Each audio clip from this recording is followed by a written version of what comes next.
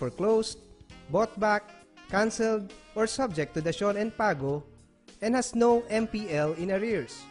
Ang determination of loanable amount based on capacity to pay ay ginagamit lamang sa mga borrowers availing through developers under Window 2 program at sa mga borrowers under Window 1 na ang loanable amount ay more than 750,000 pesos.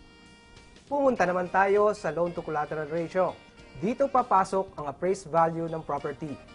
Ang Pag-ibig o accredited appraisers nito ang mag-appraise ng property. Narito po ang loan to collateral ratio ng Pag-ibig Housing Loan.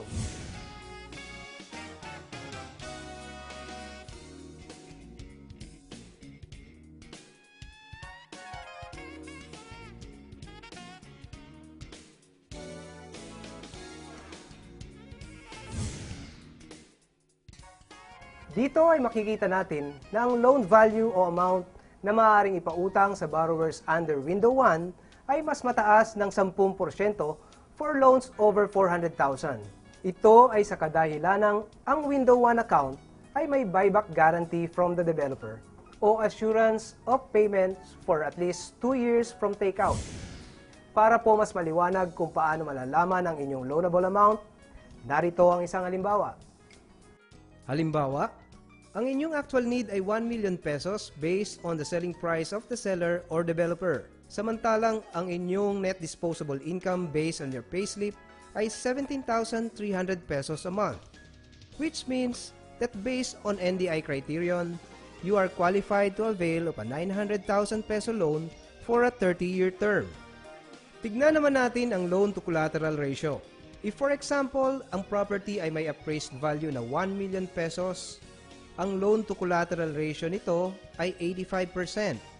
Therefore, ang pwede ninyong ma-avail ay 850,000 pesos bilang loan amount. At dahil base sa loan to collateral ratio na kayo ay entitled to an 850,000 peso loan, ang inyong magiging approved loan value ay 850,000 pesos lamang. Even if based on your capacity to pay, ay pwede kayo sa 900,000 peso loan.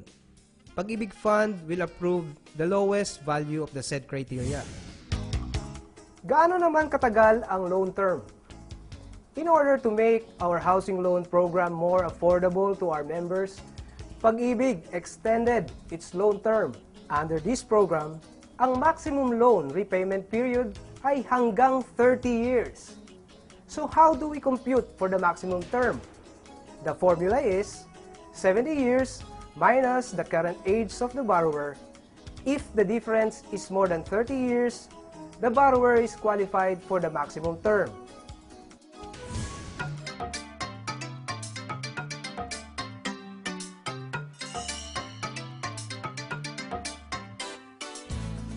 Pumunta naman tayo sa loan purposes.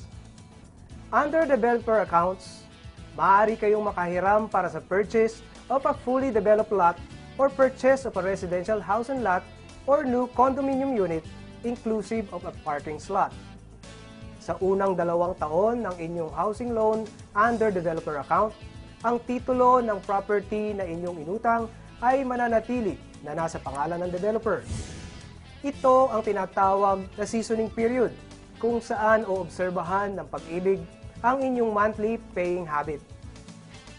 Ang titulo ay ililipat sa pangalan ng borrower matapos ang seasoning period. How much is the interest rate under the Pag-ibig Abot Kamay Pabahay program? Pinagmamalaki po namin that under this program, we have the lowest interest rates in the market today.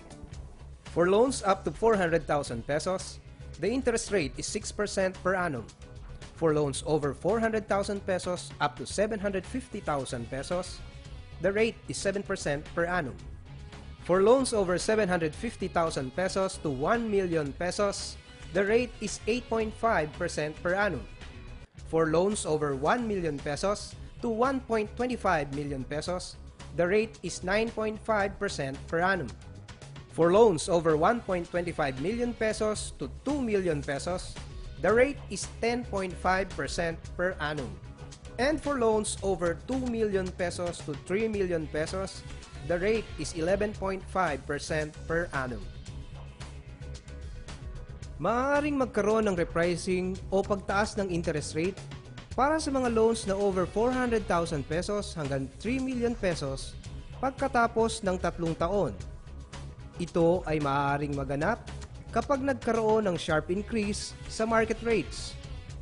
Ngunit upang maprotektahan ang interes ng mga borrowers, ang pagtaas ay hanggang 2% lamang ng inyong original interest rate. Maaari din itong bumaba ulit matapos ang 3 taon kung magkakaroon ng decline sa market rate. Samantala, ang mga loans up to 400,000 pesos ay hindi na subject sa repricing dahil ito ay considered socialized housing. Naman ang magiging monthly amortization. Ang inyong monthly amortization ay base sa inyong loan amount at loan term, kasama sa inyong babayaran ang mga sumusunod na ayon sa mga sumusunod na application of priorities.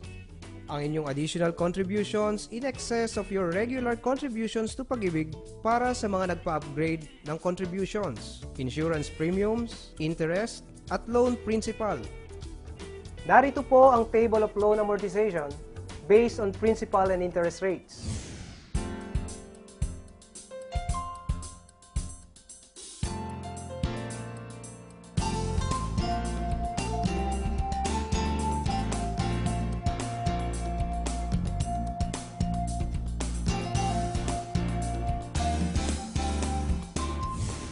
Dapat bayaran ang monthly amortization sa nakatakdang due date. Ang due date ng inyong loan ay base sa release nito or takeout. Halimbawa, ang takeout date ng inyong housing loan ay July 15, ang inyong first amortization ay sa August 15, at ang mga susunod na monthly amortization ay due every 15th of the month. Sa mga pagkakataon na ang due date ay natapat sa non-working day o holiday, maaari pa kayo magbayad on the first working day after the holiday. Halimbawa, kung Sabado o Linggo tumapat ang inyong due date, pwede pa kayo magbayad ng Lunes. Kung sakaling lumampas kayo ng inyong pagbabayad sa inyong due date, ang inyong babayaran ay madaragdagan ng 1/20th of 1% of the amount due for every day of delay. Ito ang penalties for delayed payments. Kaya mahalaga na huwag kayong madelay o magpaliban sa inyong pagbabayad. Paano ang pagbabayad ng amortization? Ang monthly amortization ay maaaring through salary deduction. Ang borrower ay kailangang pumirma ng authority to deduct na may conformity ng employer. At ang employer naman ay kailangang pumirma ng collection servicing agreement with Pag-ibig Fund.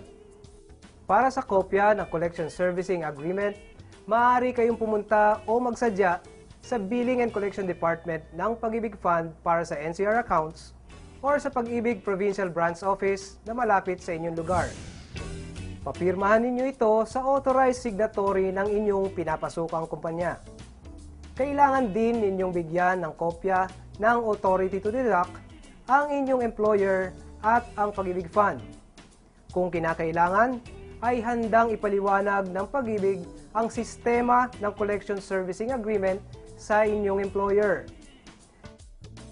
Nais naming ipaalam that in case your employer fails to remit or is late in remitting to Pag-ibig your amortization payment, ang employer ang mape-penalize and not the borrower as stated in the Collection Servicing Agreement. Kung ang bahay at lupa ay binili sa isang developer na may collection servicing agreement with Pag-ibig, ang inyong pagbabayad ay dapat na diretso sa developer. Kung wala naman, ay diretso sa Pag-ibig ang inyong pagbabayad. Maaari ding mag-issue ang borrower ng post-dated checks payable to Pag-ibig Fund. Tiyakin lang na may pondo ang mga checking i-issue pagdating ng due date, para kayo ay hindi ma-penalize ng bangko at hindi rin ma-penalize ang inyong housing loan account. Isa pang dapat ninyong malaman ay pwede kayong mag-advance payment in full or in part na walang prepayment penalties. At tulad ng nabanggit, maaari rin kayong mag-advance payment sa Pag-ibig at i-apply ito either as advance monthly amortization or advance to principal. Kung ang intensyon ay i-apply ito as advance monthly amortization payment, ito ay dapat ipaalam at ipasulat sa resibo. Kung hindi, your advance payment will be automatically applied sa inyong principal. Maaari ding magbayad sa pamamagitan ng auto-debit arrangement with banks o iba pang paraan na maaaring ipatupad ng pag-ibig. Para sa mga POP members na nasa abroad, maaari kayo magbayad alinman sa mga sumusunod na accredited remittance center ng Pag-ibig Fund sa ibang bansa.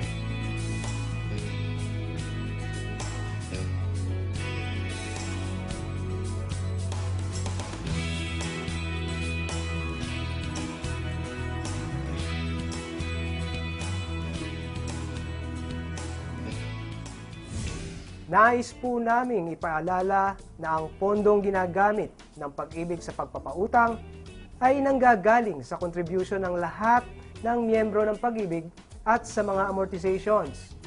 Ang ibig sabihin nito, ang hindi natin pagbabayad sa ating obligasyon ay maaaring makaapekto sa iba pang miyembro at hindi pagbabayad sa utang ay maaaring maging dahilan upang kayo ay ma-blacklist o mawala ng karapatan sa benepisyo bilang Pag-ibig Fund member.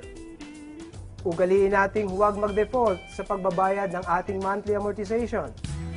Maaaring i-consider na in default ang isang borrower kung siya ay hindi nakapagbayad ng kanyang amortization o membership contribution ng 3 sunod-sunod na buwan. Sa pagkakataong nagkaroon ng default ang borrower, magandang makipag-ugnayan kaagad siya sa kanyang Pag-ibig account officer nang sa gayon ay mabigyan ng advice kung paano maisasaayos ang kanyang housing loan account. Ang epekto ng hindi pagbabayad sa utang ay maaaring ang pag-buyback ng developer ng inyong housing loan via contract to sell under Window 1 account o ang pagkansela ng inyong